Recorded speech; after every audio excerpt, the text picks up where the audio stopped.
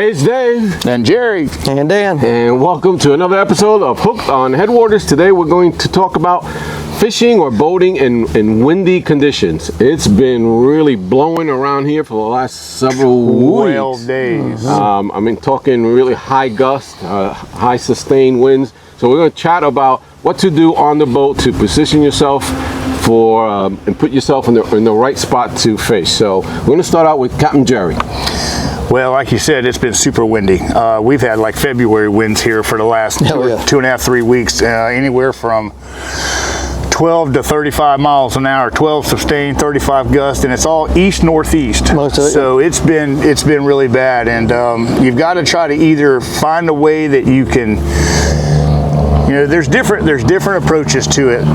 Like first of all, if you've got an anchor, as windy as it is, it's going to be difficult for you to kind of stay set put. I've fished an anchor most of my life.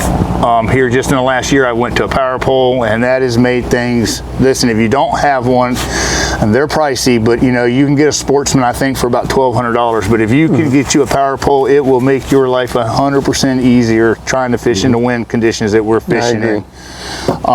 So that's one way to solve the problem, is that right there. How about a second anchor in the back? I think that the anchor would help you now, but I think like we were just talking a little while ago, Dan and I and you, is if you can get you a 12 foot.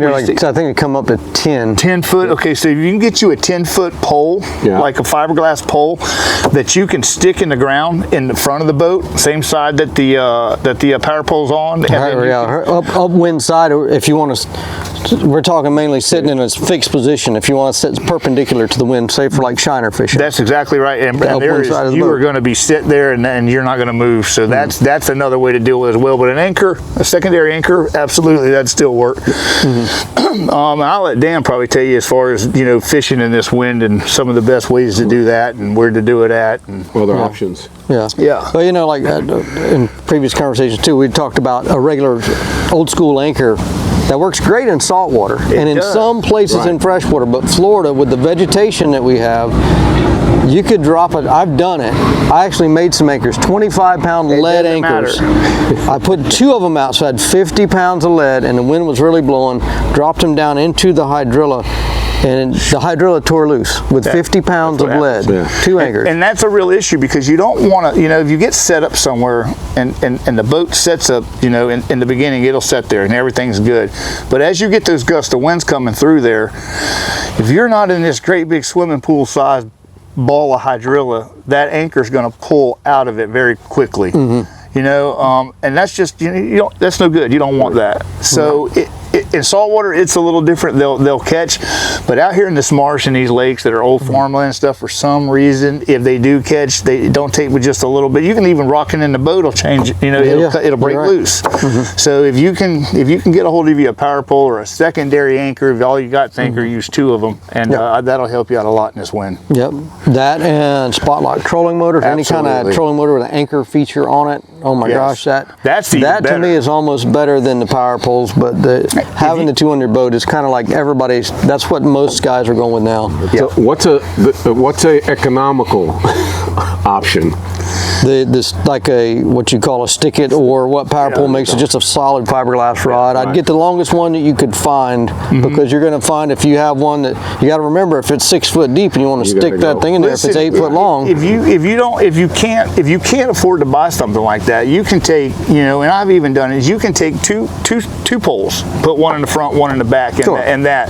You can find a way to stop a couple $100 you can anchor up. But like Dan was saying, the very best way that you're going to have total control of that boat is, if you are in deep water especially, is that spot lock. That 100% guaranteed you are going to sit right there.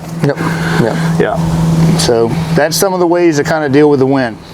Another option, which Captain Dan's going to talk about.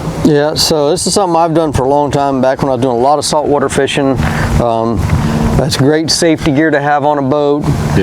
It's going to be called a sea anchor. You hear some guys call it a drift sock. It's basically a big cone with a tether system and you're going to use some form of rope. For what I'm doing in freshwater, I need about a 10-foot long rope. I have two different sizes here, a small one, and then I have a larger one. So this is the big one. You know, this would be something that you might put on maybe a 25-foot boat to kind of keep your bow into the waves. But what I try to do is I try to get my boat slow enough that I can actually fish. So say we're fishing big open flats in Headwaters or stick marsh or whichever lake you're in, and you want just drift fishing, which can be very effective. This is one way to do it to where you don't have to constantly stay on the trolling motor and fight the wind, because sometimes you're blowing too fast. You cannot effectively fish. This is one way that it's fairly economical to slow yourself down. I watched Dan last year on a flat right out in Headwaters during the spawn, 5 or 6 foot of water. Hydrilla came from the bottom and it stopped about 2 feet from the surface. And Dan was in there throwing jerk baits, suspending baits, and he was dragging shiners behind him on corks. And I pulled up to him and just shut the boat off, and I just started drifting away from him, and he had those 2 socks out right there. And I mean, it was literally... You were gone. I was gone. And he was just, I mean, just barely moving along. So much that the cork wouldn't... It was barely dragging the shiner on the cork, you know, and that right there is you can get sideways in that wind and go with that wind and throw those socks out. That thing right there, those are the best things in the world to have. So I use this every year guiding. If I'm doing drifting open water, I'll use these drift socks. They're highly effective. You fish, say, a place like stick marsh, you got to be prepared at any time to hang a stump. That can throw you out of the boat. A couple things to think about. Each boat it's gonna drift differently. Correct. So you would think that I would have to tie this my rope to the stern of the boat to get it to drift perpendicular, but I put it on my forward cleat and my boat almost floats perpendicular to the wind. So this guy here, it's big. I think it's a 36-inch.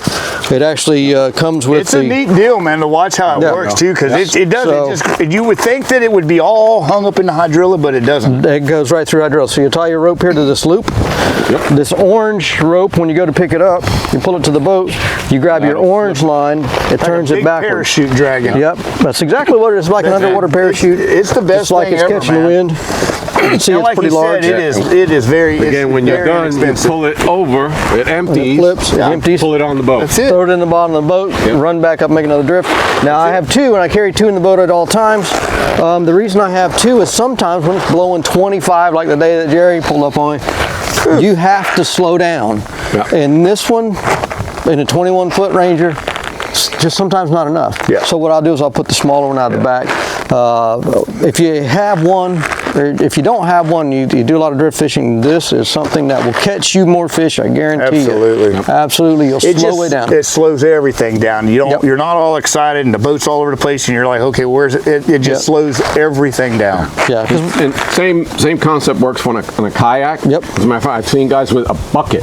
Put that's all they need. Small hole on the bucket. Just tie it to your kayak, push it out there, and it'll really slow you down, give you the opportunity to work the spot as you drift through. So there you have it, some ideas for slowing down or fishing on windy days. Again, it's about positioning yourself. And then if you're going, go ahead. And putting yourself in the right spot and holding, in some cases, holding that spot. And then if you're going to be fishing in this wind, the best thing I can think is, to be around these sawgrass areas is to fish these cutouts. Where these sawgrass are cut out, where you have a sawgrass here, and then, 100 feet, there'll be another island starting, and then there'll be a big opening, and that wind will push current through there, and that current will bring bait fish in there, and then you can catch fish in all of them areas like that. Yeah, that's when the power pole or your stick it or your spot lock will work. You find you hit a fish, power pole down, and sit right there and fish that area really good, power pole back up, go on your way. There you have it, folks. So if you have any other ideas, make sure you comment below, let us know. We'd like to hear from you. And of course, please subscribe, catch us on the next video. In the meanwhile, this is Dave, Jerry, and Dan saying goodbye. God bless. See you on the next one.